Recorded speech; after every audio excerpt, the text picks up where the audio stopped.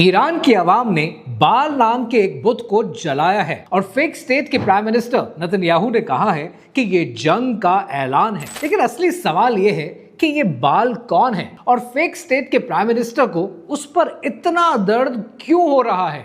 कहानी क्या है, आइए समझते हैं। मेरे फॉलोअर्स ऑलरेडी जानते हैं कि बाल के हवाले से कुछ महीने पहले एक रील में तफसील से मैंने आपको समझाया था, पर अब ये टॉपिक वर्ल्ड न्यूज का हिस्सा बन चुका है, इसलिए डीपर समझना जरूरी है। बाल ये लफ्ज सेमेटिक लैंग्वेज से आता है और इसके मानी है लॉर्ड के, मास्टर के। कैनानाइट सिविलाइजेशन का सबसे बड़ा डाइटी 3000 साल पहले बुल का सर, आग के हाथ और डिवोटीज वो अपने बच्चों को सैक्रिफाइस किया करते थे। ये कोई कहानी नहीं है, आर्कियोलॉजिकल एविडेंसेस मौजूद हैं। तालमुद में, बाइबल में, कुरान मजीद में एक ही मैसेज है कि बाल झूठ का खुदा है। कुरान मजीद में अल्लाह सुब्हानहू व तआला ने इरशाद फरमाया कि क्या तुम बाल को पुकारते हो और सबसे बेहतरीन खालिक को छोड़ते हो।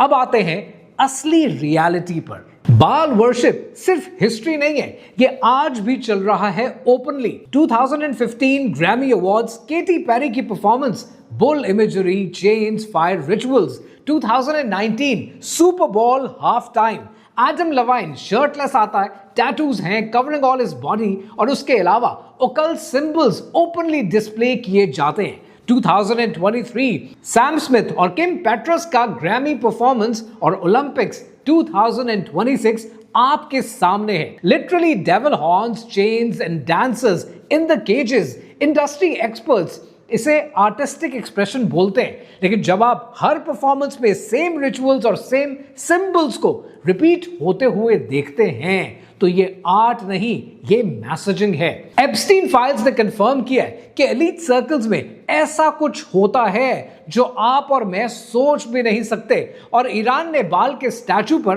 ट्रंप, नेतन्याहू और एप्स्टीन तीनों के चेहरे लगाए। Was that a coincidence?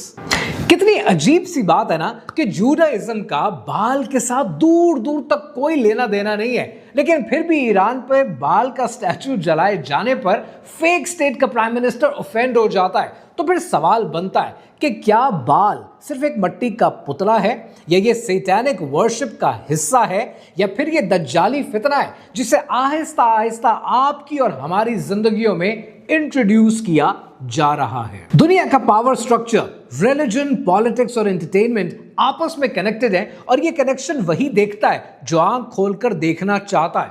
अपने दोस्तों और फैमिली के सर्कल्स में इन कॉन्वर्सेशंस को कामयाब बनाएं ताकि आप आने वाली नस्लों को इस दज्जाली फितने से बचा सकें।